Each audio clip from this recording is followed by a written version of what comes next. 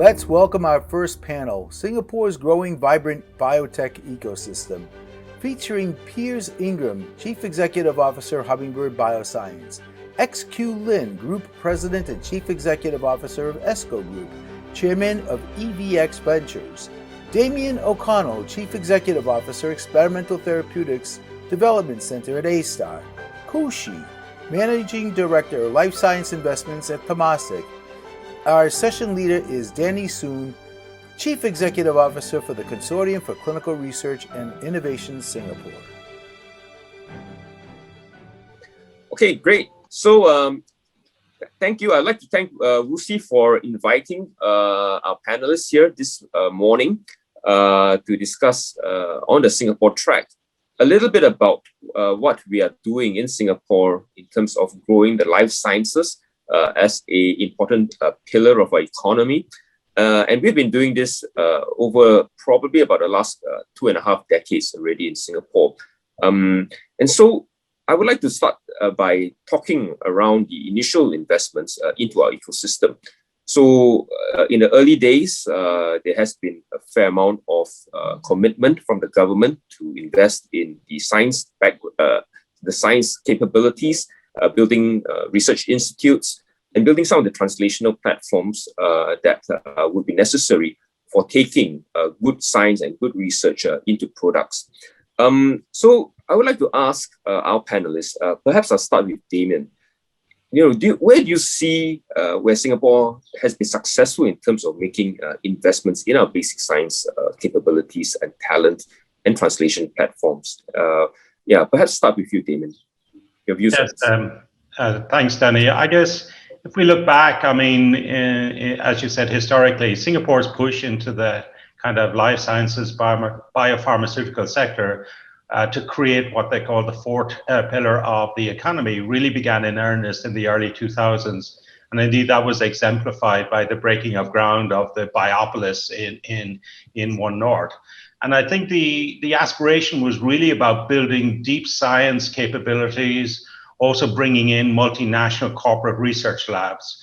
And these efforts were pursued by A-Star, EDB, and other government agencies. And there were large investments in both upstream and downstream in that effort, And indeed, this also sort of was in parallel with how the pharma model of R&D was evolving, where essentially pharma was moving from a lot of their internal R&D efforts to really preferring to acquire early stage assets and projects from biotech academia. So there was clearly a recognition here in Singapore that we needed to evolve a model in that context. And so effectively, many of the talents that were brought to bear in these research efforts, and indeed with the multinationals, have become a critical part of some of our research institutes, including our own here in the Experimental Drug Development Center.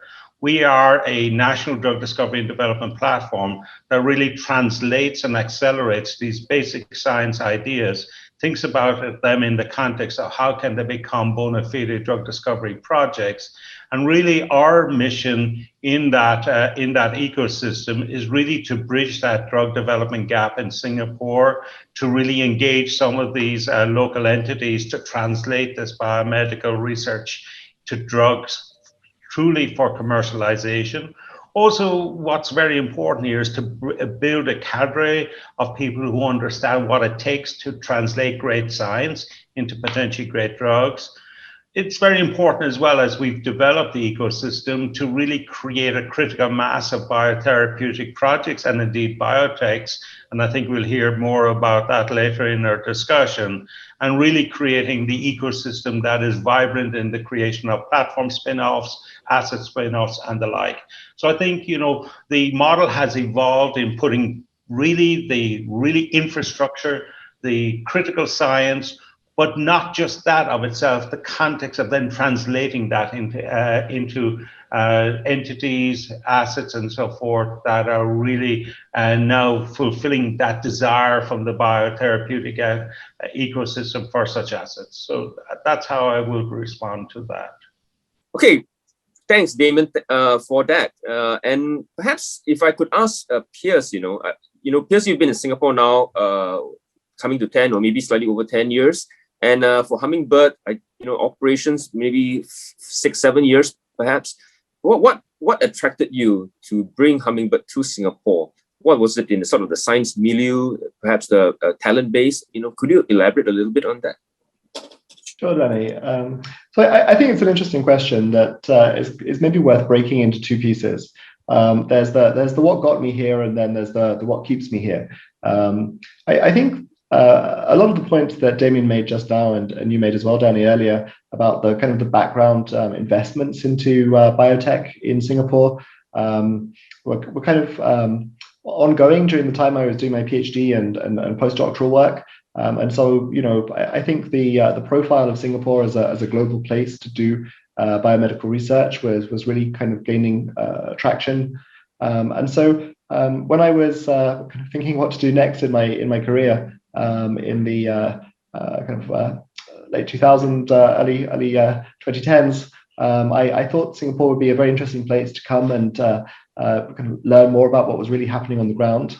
And I think once I started the company, it's easiest to start a company where you actually are, and so I was here. It was a kind of fortunate meeting of myself and co-founders to really start the company. But what's been interesting has been how I think effective an environment it is to build the company over the last 5 or 6 years, and really taking advantage, I think, of a lot of the investments that have been made, particularly in the talent side on kind of the fundamental research and capabilities to really staff up the company in a way that's internationally competitive. And so I think that, coupled with the fact that biotech is an increasingly international game where people are very increasingly location agnostic and able to collaborate globally, it makes it a very good place to continue to build the company in our mind. Okay, yes, thanks so much for that. And glad that you continue to invest in your operations in Singapore and growing the company. So moving to Kushi on the same theme, from Temasek's perspective, obviously Temasek has a global outlook and has invested significantly in biotech overseas. How do you see the Singapore ecosystem, say some of the more established ones, potentially what trajectory we've been, and what do you see for the future, in this space? Health and biomedical sciences has been really a big focus area by the Singapore as a country since the 90s. So there has been really immense investment made by the government in supporting basic research, in talent development, and also Singapore has done a very, very good job by EDB in really attracting the top 20 pharma and biotech as a manufacturing base here. So we have actually a very incredible pool of talent in both the research as well as the manufacturing base. And with all these efforts, I think what we have shown that comes out in the ranking is that, just recently, the Global Innovation Index has really put Singapore still tops in Asia Pacific. That's really measured by our research output, research talent, market sophistication, and Singapore also continue to rank, among the top 10 in the world. The Startup Genome 2020 also has ranked Singapore as one of the top 20 destinations in supporting startups as well as innovation. So I think all this are really, as a result, demonstration of, the strong foundation that the country has invested in the last 3 decades that will serve us well in the next phase in driving the growth of the biotech industry. Kushi, thank you so much for that. And it's always important, to I would say, have comparisons, I suppose, with the more established centers, especially in this area where certainly Singapore is competing on a global level, with fairly big centers with a lot of talent base, as well as maybe a long history for scientific excellence also. All right, so moving beyond that a little bit, having built out that science infrastructure and building some of the core elements required, to be successful in this field, like in talent, for example. Beyond that, I think the successful centers globally, do have also in the mix a entrepreneurial mindset, right? They have the mentors, they have those who have been through the drill of setting up companies, understanding how to do a fundraise. And I think perhaps in the earlier years, those were components that were not so prevalent or obvious in the ecosystem. But I think that's changing substantially, particularly in the last 5 years. And perhaps XQ, could I go to you, being leading ESCO Ventures? You've been fairly active in terms of scouring for IP within Singapore, but also outside of Singapore. And you have done a few interesting things in terms of building sort of cross-border companies, right? So marrying technologies from one region with capabilities of fundraise from a different one. And could you share with us some of your experience with regards to this, and how do you see that component in Singapore with regards to these entrepreneurial efforts, coming up? Yeah. Thanks, Danny. First of all, the biotech investment platform of what was formerly ESCO Ventures is now rebranded as EVX Ventures. Great question. What I think the panelists covered, right? The great infrastructure, right? Talent base, global connectivity, right? Singapore as kind of East-West, West-East nexus, So I think these are the advantages, right? Clearly, as you mentioned, right, we are a rapidly developing, ecosystem, and this is a complex, global business. So the model that we have implemented is again, really more of cross-border incubation, right? So marrying, science from Singapore and also from the Asian region that. Again, with the global brain circulation that has gone on, right? I think it's being recognized of increasingly, high quality, right? The basic, research and the biological insights that emerge.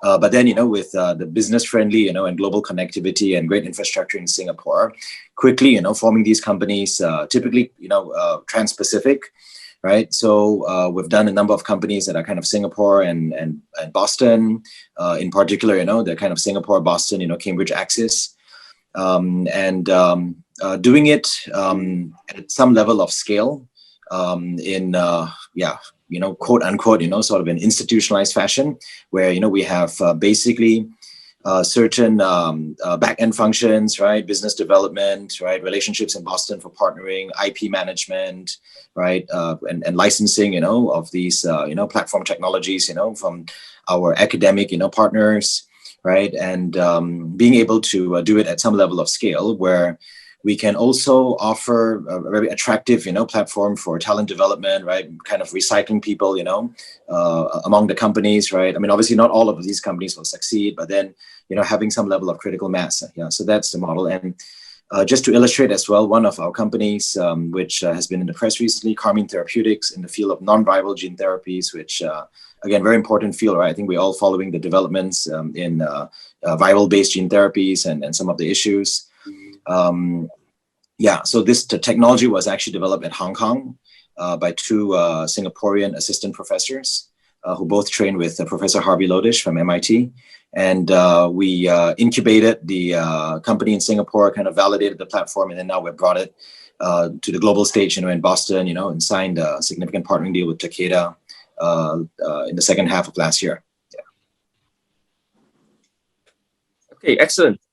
So you see that Singapore potentially could play, in a way as a hub, right, in terms of marrying technologies and I would say these the venture creation type activities across from the east to the west and vice versa, right?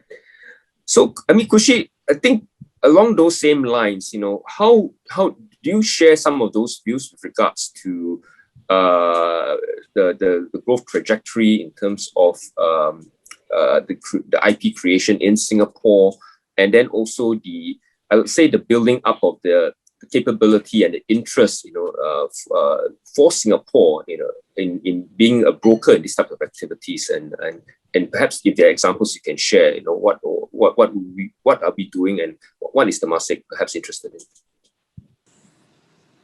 Yeah, I think one, first of all, I think Singapore, in terms of the biotech venture building and the journey, we are actually poised at a very good growth trajectory. And one critical element that really is needed is really a pool of smart venture capitalists. I think it's really exciting that we start to see homegrown VCs like the likes of XQs, the EDX Ventures, who's really taking a very active role in nurturing startups. And I think we're going to start to see more such homegrown VCs coming to play, and that will be very important in driving, the formation of more startups. On top of that, I think we Temasek, as well as government agencies such as the EDB and ASTA, has all been collective making an effort to leverage on our global networks to bring in funds from the US, Europe, Asia, such as China and Korea, to actually also to collaborate and invest in the startups coming out from Singapore. So we start to see several examples of that, and so really the traction is really gaining, especially in the last few years. So maybe I'll quote a few examples, which of course, Damien from EDDC is very much part of that. So very recently, one of the venture funds from the US that are very active in Singapore for the past 3 years with a partner and team sitting out of Singapore is Lightstone Ventures. So just last month, they announced the formation of a startup, jointly spin-off assets from EDDC, focusing on therapeutics targeting protein degradation. And definitely we see more of those coming out. The second example is like we see funds such as Polaris, a Boston-based top-tier VC, and they also spending time and effort. And recently, they just announced the investing a spin-off startups from National University of Singapore in the space of the next-gen diagnostics, liquid biopsy, that targeting neurodegenerative disease and cancer. And of course, I think the list goes on. I think we also want to make reference to funds that focus on diagnostics and tools such as Sturgeon, and even for peers in Hummingbird, he has gotten the support, from top regional funds from Korea as well as in Singapore. So I think these are very important signs that the ecosystem is starting to mature. Now, even with all this, I think we also recognize that Singapore still have rooms to really improve, especially the gap that moved in the translational space. As we said earlier on, we have very strong R&D base. The ASTA, the EDDC, the universities, the IPs are maturing. We have the talent pool. Downstream, we have the benefit of the global companies here, manufacturing and commercial. But what really we see the gap as well as the opportunity is to really how do we encourage and accelerate the translational activities, creating the startups, growing the startups, and allow them to mature, from discovery to development and more downstream. So Temasek sees that, and one of the new exciting platforms that we are in the process of starting up, and so more details will come.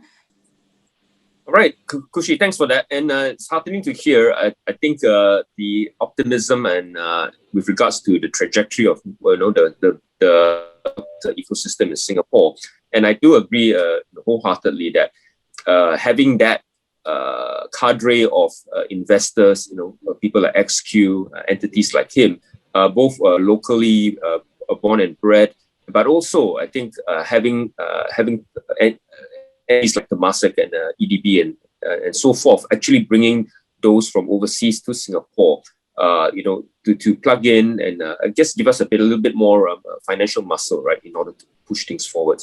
And I do see that growing quite significantly in Singapore over the last few years.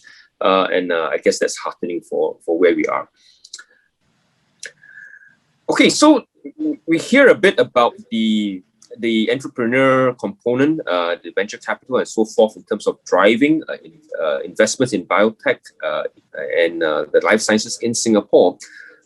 Singapore, as we know, is a small country, and try as we might, we probably do need a little bit of focus in terms of the areas that we think we can be successful in, right? So I guess the next part of it is how do our panelists think where can Singapore be differentiated? What sort of areas should we be focusing on? Do you have sort of pet topics in your own area, in your own areas of responsibility that you think are worthy of pursuit?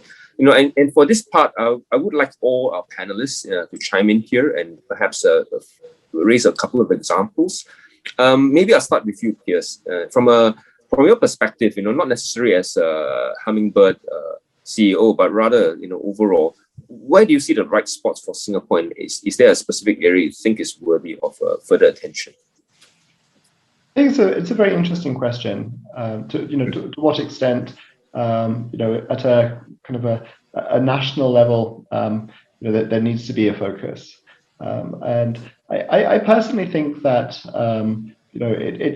it's a decision which is maybe left best to the individual companies and organizations to really settle where they go and what they focus on.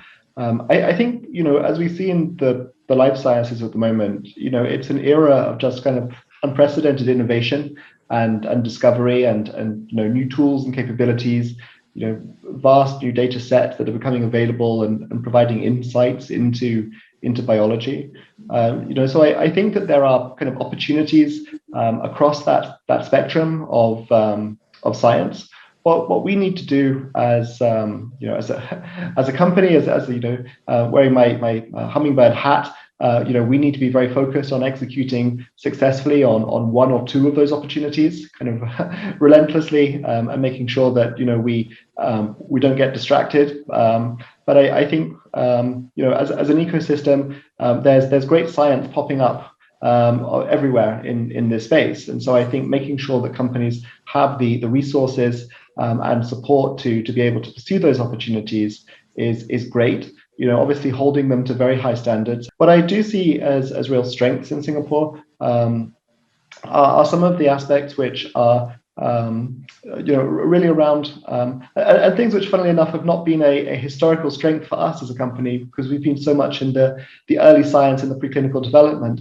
But particularly as we move into the clinical stage with several of our programs, the exposure to the very strong clinician scientist networks in Singapore is a real strength of the ecosystem.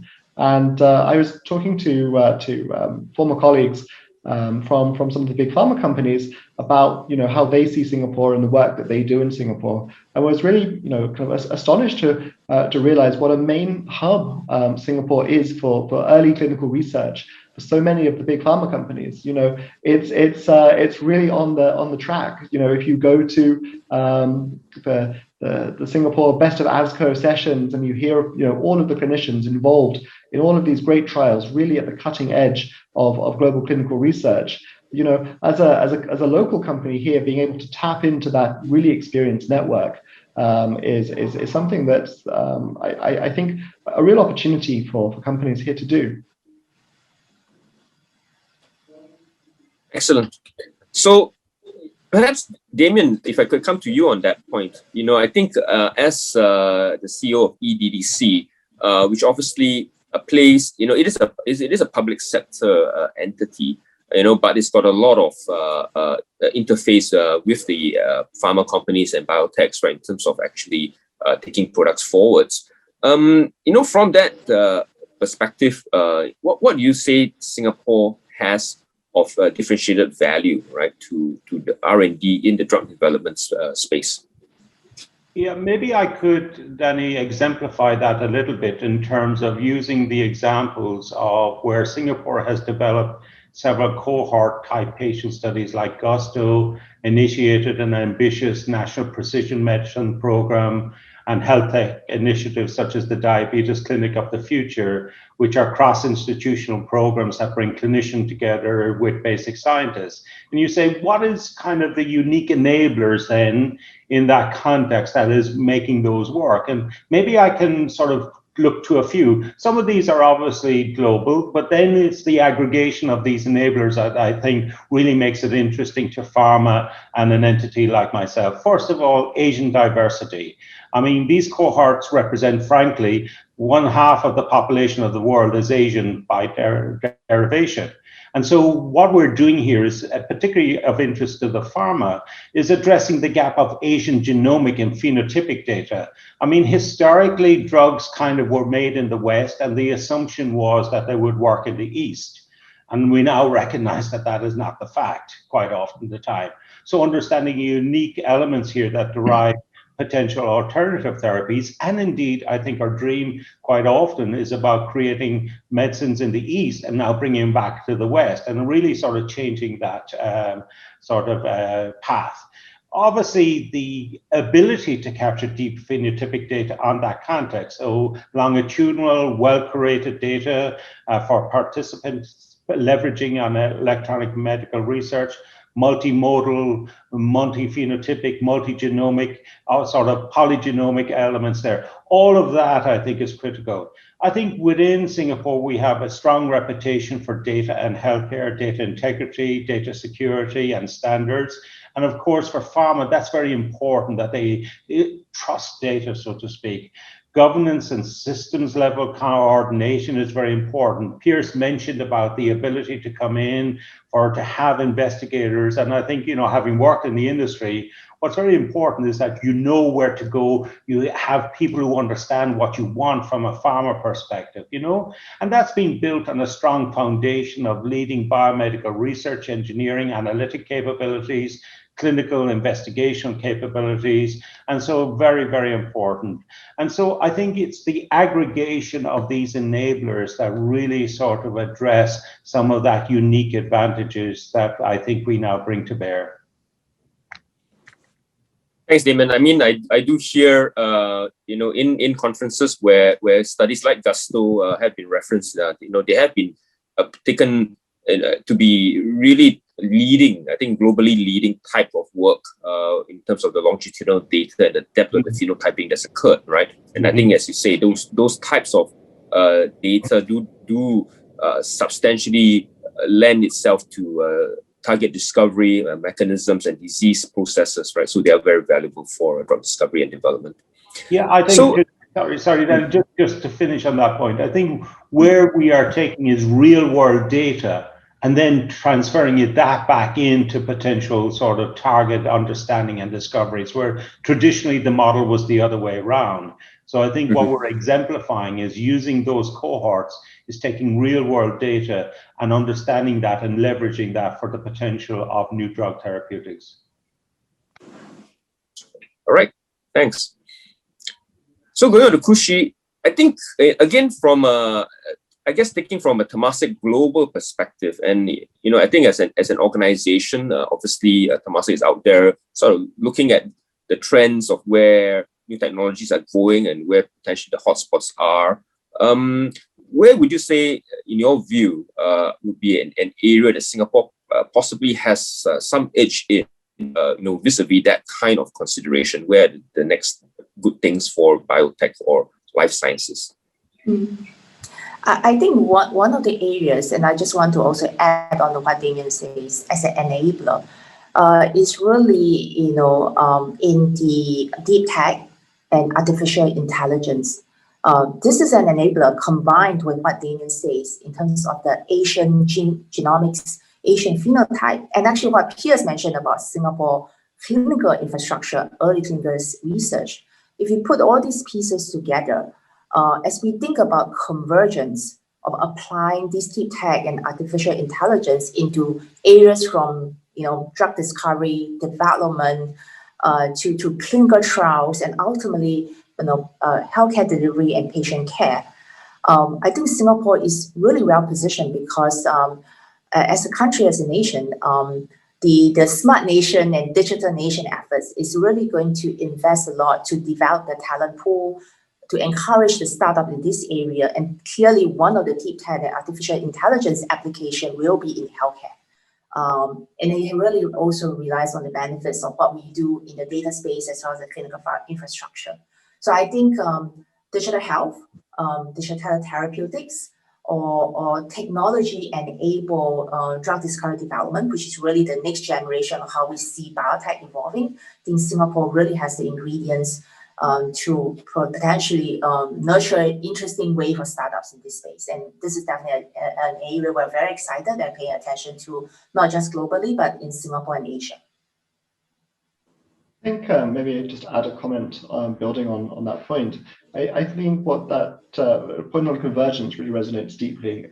One thing about the era of big data, we can get very taken away by very large data sets. But I think in healthcare in particular, we benefit a lot from very high quality, maybe a slightly lower end, but very deep, rich data sets, which can really generate insights. And I think that a lot of the pieces are in place to enable that type of research and insight derivation that we need here.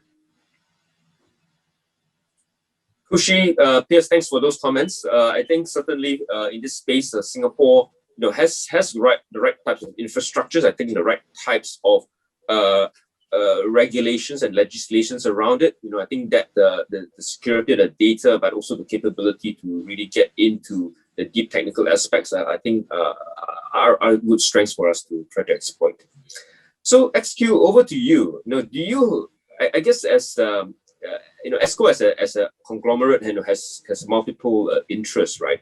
And you've got the EVX components, you've got the maybe the more traditional business lines that your company has. So do you have for yourself maybe a soft spot for an area that you think would be of potential for Singapore to continue to grow? I mean, certainly with firstly on the EVX, with the EVX hat on, I think like all global investors, we are all excited about next generation cell therapies, making breakthroughs in allogeneic, solid tumors, next generation gene therapies, right, especially non-viral delivery, right, new, let's say site-specific integration. On a kind of as a personal comment, or observation or maybe hope, right? As the last decade, we have seen great strides in precision oncology.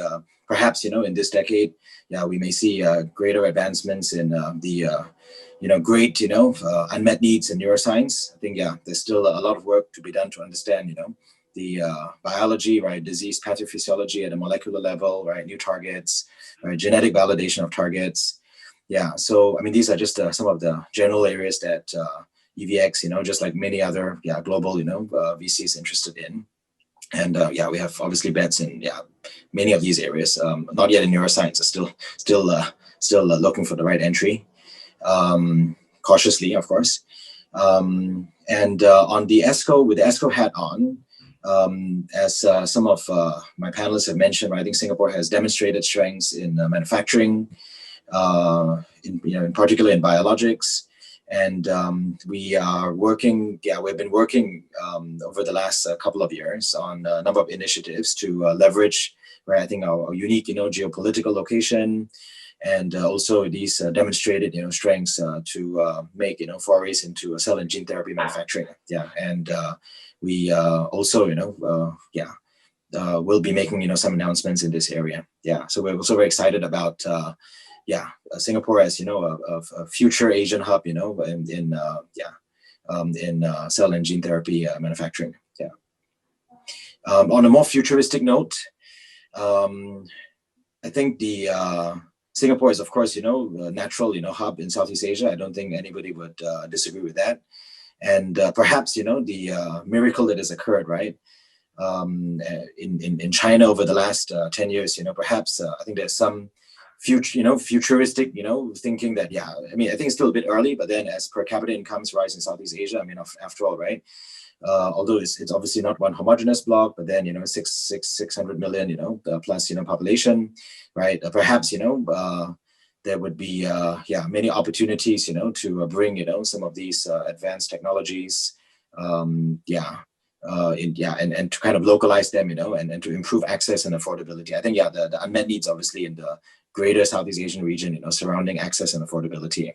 And perhaps, manufacturing, kind of advanced manufacturing, to further, scale up, right, and reduce the cost of goods, in cell and gene therapies, would be, and a futuristic angle, to address those, unmet needs, of access and affordability in the Southeast Asian region. So that's something that we are, it's a bit futuristic. I think the per capita incomes are not there yet, but it's a matter of time, right? And just demographics. All right, great. Thanks for that. And I think it's good to hear, I think the vision here with regards to these new advanced modalities, some of which really have very remarkable efficacy, right, in terms of dealing with very difficult diseases that, at this point defy sort of traditional approaches. And then the bottleneck is indeed in terms of manufacturing, because those are highly costly, I would say. But also, even at this point, the maturity of some of the technologies that support it are not quite there. So I would agree that there is a huge opportunity, I would say, to grow it. And maybe if I could just add on there a little bit, wearing my hat as a CRIS CEO. So one of our business units in CRIS is this entity called Actris, right, which is in cell therapy manufacturing. And certainly the need for the growth of such an entity in Singapore. There are several at this point doing some cell therapy manufacturing, but to get the scale up, I guess to advance the characterization and some of the quality components of what we are doing currently in Singapore will be the mission of Actris to build that piece right in the middle of the translation space, where we can take in investigational products and do some measure of engineering, a bit of the process development, and then making it into GMP patient-ready type products. And then thereafter, the necessity to partner with entities like ESCO, in terms of taking the technology into deployment for industry, so that we can scale even further. Obviously, the scale matters when we consider about bringing down the cost for access for patients. That would be a critical component of this, right? And maybe I could add to that a little bit, and to round up a bit of the conversation around what Damien's mentioned a bit, and also what Piers has also mentioned.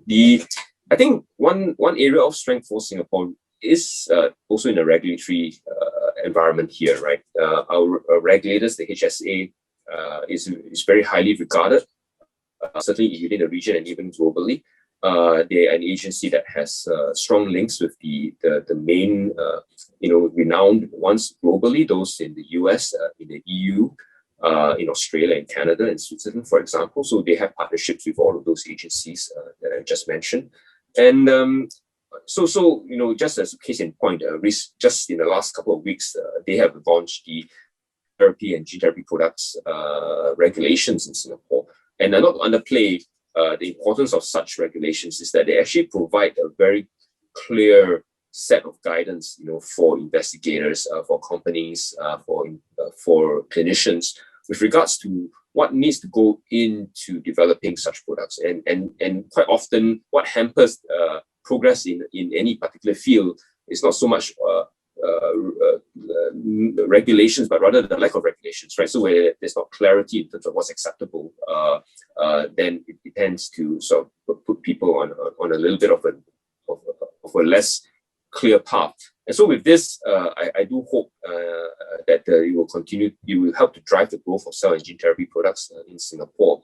But also not just that, but in other spaces like in precision medicine, where the field is evolving very rapidly. And also, Kushi, you mentioned about digital therapeutics and I guess the digital medicine space, right? How do you actually make sure that you're doing the right types of studies, the right approaches to the right rigor, and then a framework for approval? Those are not easy questions to deal with, I fancy, right? So the fact that I think we have a good, strong regulatory body in Singapore it will help in all of these regards. Right. Okay, so I think we're coming near the close of this session, but before we sort of end off, perhaps, a sentence or two from each of you with regards to what you hope to see for Singapore going into the future. Maybe look out to 2030. We made a lot of progress in the last 20 years, and in the last 5, there's been a certain trajectory for growth with regards to company formation and venture capital. So where do you think we would like to be in 2030? we'll start with Piers and then XQ and Damien and Kushi. You can add off for us. Sure. I think for the company that I lead, I think we're very excited about the prospects of continuing to build the company here as a Singapore headquartered but global biotech, really driving drug discovery and development programs in the region and in the Western countries as well. I think, as I said many times throughout, this has to be a global initiative and global quality science. But I think what I really want to see for the ecosystem is more of the same, a lot more of the same. I think a lot of the fundamentals are in place. Great science, great collaborators, really world-class work going on here, and there always has been. I think long may that continue, and then as we take things forward and take advantage of some of the opportunities that have been discussed today, really building a thriving ecosystem to take those insights into the clinic and have an impact on patients' journeys. Thank you. XQ? So I foresee, with all of our combined efforts and domestic and global partners, a vibrant ecosystem. There's going to be a lot of, there's already a lot more company formation these days, right? So yeah, by 2030, I expect that a number of these, would have, would be, public companies for sure. I mean, way before 2030, of course, right? And maybe even, a number of these, would be, sort of, anchor, companies in Singapore, right? Just as Genzyme, got the whole, show started in Boston, some decades ago. Perhaps, we will have, a couple of, Genzymes of Asia, of Singapore, And these would be receptacles, right, for training. And then again, with, also vibrant ecosystem of, some earlier stage companies, right? I think talent, being able to circulate, that's why it works, right, in the great hubs, such as Boston and the Bay Area. Damien. Yeah, I mean, I reflect on it. I think building on what XQ said and Piers beforehand, I think we are still early days. If you think traditionally where the real powerhouses of biotherapeutics and indeed disease knowledge, be it in the Boston, Cambridge, Mass, be it in the California, the South San Franciscos, be it in the San Diego, be it historically as well within Europe, the Oxford, Cambridge. I think what Singapore and indeed other places within Asia, we really need to start to play at that level where the nature of what we're doing in the science and the translational, and indeed, frankly, in creating disruptive drugs and so forth for the future, that is also coming out of Singapore and other countries in Asia. So we really at least balance the axis, if not flip the axis, so that the reality is people see Singapore and other countries in Asia as being important centers for this excellence in this sort of disease, translational, biotherapeutic development, and disruption. I mean, I beg the question, why could we not, and others in Asia have been the disruptors in the mRNA space as we've seen it now in the recent COVID pandemics? And I think this is where we need to do. I want to reflect, and forgive me, Danny, that we didn't mention here. I think we should learn a little bit from COVID. I mean, we hear about some of these novel new therapies, which are critical. We shouldn't lose sight of the importance of vaccines and vaccines development. Vaccines just don't lend themselves just to diseases like infectious diseases. They potentially are disruptive for cancer as well. So in building the new, we shouldn't lose sight of some of the more traditional, because we can see how when you evolve a traditional platform like vaccines, as recently with the mRNA, you can make a huge disruption. So I would argue, in looking to the future, we should not lose sight of some of these strong traditional and indeed knowledge we have already gained in that space. So that will be my aspiration, looking for the new, but not losing sight of where you can evolve some of the traditional and still make it disruptive. Thanks, Qiming. I think that reference to COVID is certainly quite timely. That would be a session all on itself in terms of how Singapore, I suppose, had responded or forced to respond in some regard to the pandemic. But certainly appreciate the points. And we'll leave the best to last. And so, Kushi, your final thoughts on this, perhaps. Yeah. Well, first of all, I think Piers, XQ, and Damon said it well. I think from my perspective, I agree with Damien. I think we are still in early days in our journey, although we are all very encouraged and optimistic of where we could be in the next 10 years, but we are building for much longer term for the future. I see ourselves that with the aspiration, not just in the next 10 years, perhaps the journey will take longer beyond that, to be really the place where Singapore is really known as a place where, globally, to be the place where we could aggregate talents, not just from the region, but to really have interest from entrepreneurs around the world. Aggregation of technologies and know-hows and IP, not just from Singapore, while Singapore will be a very good base of that, but be able to actually also collaborate and partner with companies and institutions around the world, because I think global partnership will be key for Singapore's success.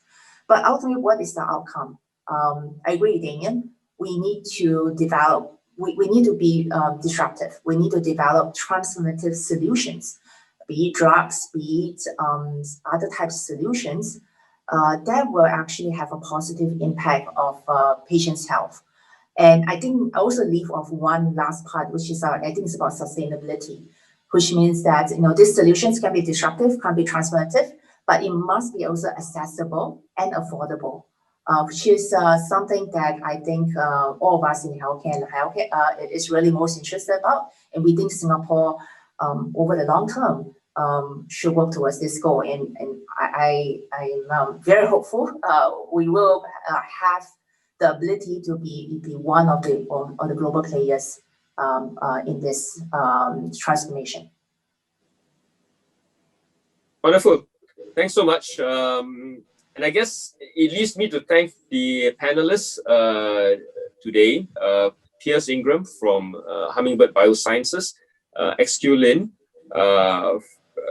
from EVX Ventures, Damon O'Connell from EDDC, and Kushi from Life Science Investments in Temasek. Thank you so much for your time this afternoon, sharing about where Singapore is currently with regards to the biotech ecosystem and life science research, and sharing your thoughts for the future. And I'd like to thank the organizers, WuXi, for facilitating this country session, and I wish all of you a good day. Thank you, Danny. Thank you. Thank you. Thank you.